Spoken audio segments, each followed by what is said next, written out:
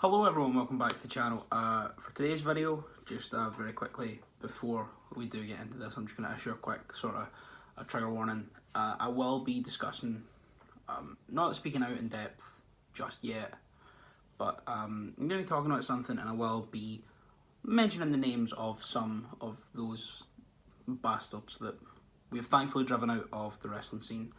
But I'd just like to issue a quick little content warning, trigger warning, that I won't be tiptoeing around and saying, oh, this person or this person. I won't be making little nicknames or things to sort of make you piece together who it is. I will just be saying the names of those individuals. And for today's video, I saw a thing on Twitter yesterday. Will Cooling, who I believe is the host of a British wrestling podcast, talking about BritWres and stuff, he tweeted the following. I'm just going to read. I know I'm a day mode freak. I'm going to just read through this little thread and talk about it, and just sort of issue, I guess, a response. So he tweeted, "BritWres Twitter hasn't realised how bad the lineups for wrestling will be when promotions can start running again. We know that." And then there's the little list of things. American and Japanese talent won't be available due to quarantine laws. WWE UK talent will be blocked from attending indie shows to protect the tapings bubble. UK and Irish wrestlers who compete for AEW, Ring of Honor, and New Japan have moved from the UK. More or less all have moved, with the exception of pretty much Pac, I think, have moved out there, and are now pretty much full-time out there because they're running shows. Indie wrestlers are quietly walking away due to scandal and hassle. Social distancing in the venue and VOD services being deep freeze for a year, and overall weakened financial position with companies because of lack of money to keep their services up and stuff like that. We've obviously seen Progress and ICW offer a lot of their content to be put on the WWE network. And then just say at the end, people will say the scene came from a lower ebb when the recent BritWres boom began, but that ignores that fans have grown used to blockbuster shows and that there were X factors and brackets, easy access to US indie talent, golden generation of local talent, which today's scene doesn't have. The first thing I'm going to argue with is that last point, that there isn't a wealth of generational talent, because there is. Let's just go through them. You've got More Than Hype, right? You've got Callum Newman, you've got the NIC, you've got the OJMO, you've got just so many incredible performers who are truly independent on this level here in Scotland, England, Ireland. You have Stevie Boy, you've got all this wealth of talent. And obviously, the likes of Kaylee Ray, Jenny, Mark Coffey, all these people are signed, but that doesn't mean there's not worthwhile, genuinely golden talent out there waiting for their thing to break through.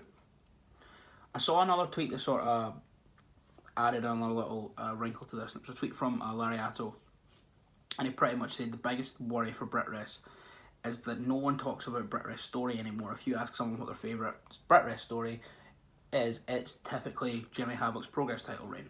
Whereas now, if you ask people their favourite BritWres moment, they'll go, oh, maybe it was when Ricochet wrestled this guy at the town hall, or maybe when this person wrestled whoever, or it's all, he said it's all match or spot based stuff, but I don't necessarily think that. Before the world closed down, and we did find out that quite a lot of the most prominent professional wrestlers on the independent scene were horrible bastards, we had two of the most fantastic stories in all of wrestling, and it was David Starr and Jordan Devlin, and David Starr and Walter. Now, I will say, before what came to light about him, David Starr was my favourite wrestler in the whole world. I was on my way to Scrappermania to watch him wrestle John Moxley when everything got cancelled, when the show got cancelled, the show got called off. But whilst a lot of these shows were, heavy on, oh look, we've got this guy in, Starr was crafting incredible stories with Devlin about the true meaning of independent wrestling, enough to the point that he managed to get a full Irish crowd to turn on Devlin in Dublin. Obviously now we know that both of those men are horrible people, so I'm not saying bring them back to reignite that story, but as well, Starr was doing all the stuff with Walter where he'd wrestled him, 20 plus times, never beat him. And every single time getting closer and closer and closer, never quite able to beat Walter. And even though Walter signed, so it was probably going to be another 3 to 4 years before we ever saw it, which we now won't, when that match happened, 4 years down the line, if Walter didn't re-sign and he's back independent and he does get beat, and he did hypothetically get beat, the payoff for that is going to be so sweet. There are genuine stories going around. And yes, we no longer can get in the likes of, it's not going to be as easy to get someone like a Tracy Williams or a Fred Yehai or like Meiko Satomura in, but the talent's here. The talent is here over this side of the world. Obviously, earlier in the year, Chris Brooks moved out to Japan full time, so he is out there. Duncan Zilla's stuck in Australia, I believe. He's just out there. So you've got Kyle. That's another one. You've got Kyle Fletcher, a genuine star who went from being in my favourite tag team to just becoming this genuine heavyweight competitor, having incredible matches. That 4-way from the start of the year at Progress was amazing. I just think, you've got Kyle Fletcher, you've got Joe Nelson, you've got Paul Robinson, you've got all these talents who are genuinely, I believe, to be totally generational. Just needing the next boost. Obviously, a lot of fans are kind of accustomed now to the big shows, and I don't know if that's necessarily lies at the feet of WCPW or Progress. I know WCPW were able to get in like Jay Lethal for the first ever show, and then Progress started bringing in, a lot like Eddie Kingston a lot more often. OTT always had a big import from like either Japan or like I went to an OTT show and I just watched Kushida wrestle Tomohiro Ishii. They didn't even wrestle any Irish guys. And it was a great match. I'm very thankful that I got to see that match. But I don't necessarily know where the fault of this lies, because fans of independent wrestling over this side of the world have definitely been spoiled for choice over the past few years. But there's so much talent here that this might be a rebirth. Like Will Cooling said, a big thing that even though this scene burst out of nowhere,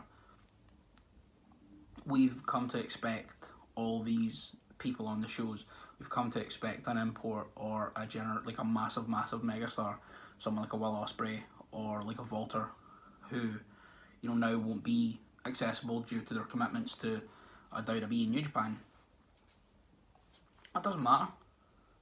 Who was Jimmy Havoc before he won that Progress title? Who was, who was Trent Seven before, all the stuff he was doing before British Strong Style? Like, who were these people before they blew up? They were just guys wrestling on Attack shows in the Cathays Community Centre,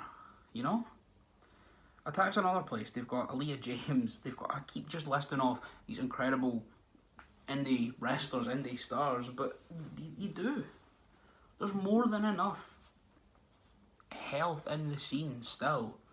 One thing I think when we can run shows again safely that we will see is the female wrestlers, the women's wrestlers on in BritWres and that are still like totally independent will become so much more prominent, I think, and I think they will be the next big generation of megastars, the likes of Millie McKenzie, Charlie Evans, Aaliyah James.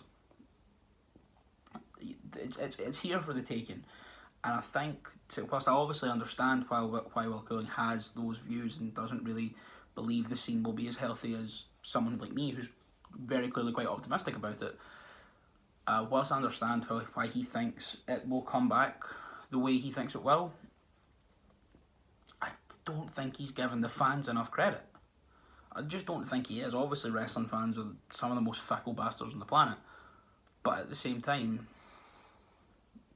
we understand what's going on. We understand we can no longer have David Starr, Travis Banks, Marty Scurll on our shows. We know that we can't have Kip Sabian coming back and forth or Pat coming back and forth from AEW because of the state of the world. We understand that we can't even go into venues right now. We understand that it's pretty much the safest thing to be running outdoor venues, and we're now in October in Scotland, so I don't imagine ICW are going to run a show till maybe next April. It'll probably be an open air in Glasgow Green or something. I understand that, and almost everyone I've spoke to understands that. We all know it's going to be a slow burn to get back to where we were, even if we ever do. But to totally give up on BritWres is so outrageous. To give up on independent wrestling, to give up on these characters and these companies that you have spent your hard-earned money and your time and you've invested a lot of your person into this company. To just totally give up on that because we can't go or the champ turned out to be a piece of shit is so outrageous. When I made my video the other day talking about the 5 acts that I think we're going to have a big 2021, I got a message from LJ Cleary. And it wasn't just like a reply to the tweet or like a, hey, watch your video, thanks so much. It was a big paragraph. I'm not going to read it out, but pretty much what he said is he just said, look, it's kind of been a disheartening year to be involved in wrestling as a fan or as a performer. But he was like, what you said like genuinely made me feel so happy. He was like, knowing that you have the same passion still after everything that's gone on is like is a good thing going forward, and it is. And I know I'm like this because I watch wrestling all the time. It's pretty much the only thing I do. But I just think if we all adhere to the beliefs of Will Cullen and get in our head like that, I'm not saying he's wrong for thinking that. I understand exactly why he would say that. But more people need to take a step back, I think, and realise just how lucky we were to have what we got, but also just how lucky we are to have what we have waiting. You know, this next while will be tough for a lot of these companies, especially knowing that in America, a lot of these companies are still running. The Collective went ahead, GCW running a lot of outdoor shows. The American indie scene is booming right now. You look at guys like Lee Moriarty, Myron Reed, Ben Carter before he signed to WWE. Look at all these people who really did, who went through no shows and then came back. They've been doing a lot of shows and they've been smashing it and they've been brilliant. But then over here, you've got LJ Cleary and you've got Millie McKenzie and you've got Callum Newman just practicing moves in his back garden in the case of Callum Newman. But I think everyone needs to have a little bit more optimism about it. That tweet sort of went up and went semi-viral around the BritWres community, and I just thought I had to say my piece on it. Obviously, his opinions are his, my opinions are mine, but I do believe that we'll come back stronger from this. We now know for a fact that we've got rid of every person of questionable morals in the entire scene. Hopefully, at least if there's any left, they will know that they're not welcome to come back if they've not been forced out, or anyone who's trying to get in will now know that they're not welcome. We know that we can continue to support these companies and continue to support these wrestlers, even through this, buying t-shirts or just watching their stuff, shouting them out. And when we get shows back, it'll be brilliant, and it's not going to be soon. It's been over a year since I went to my last show. And that sucks, but I don't care because I love professional wrestling and I'm so happy to see it thrive, even though it's thriving in this weird world where nothing's really thriving, which I think it is if you look at companies like AEW and Impact. But fingers crossed people don't get too down about this situation and remember just how much this meant to everyone before everything happened. So that is today's video. It's a little bit more serious, a little bit more down-tempo, not so many jokes, no jokes at all, in fact. I just had to get this off my chest. I saw the tweet going around yesterday and I was like, I understand why you think that, but I just got to speak from my heart, speak my truth on this. And that's that. I hope you enjoyed the video. I will be back tomorrow with an Impact review. I'm just committing myself to it no matter how tricky it might be to work Impact Plus lately. I'm gonna brave it out, put my brave face on and get it done. And then I'll be back on Thursday with an AEW review and probably something on Friday or Saturday. So yeah, hope you enjoyed this video. Please, don't forget to like and subscribe and share.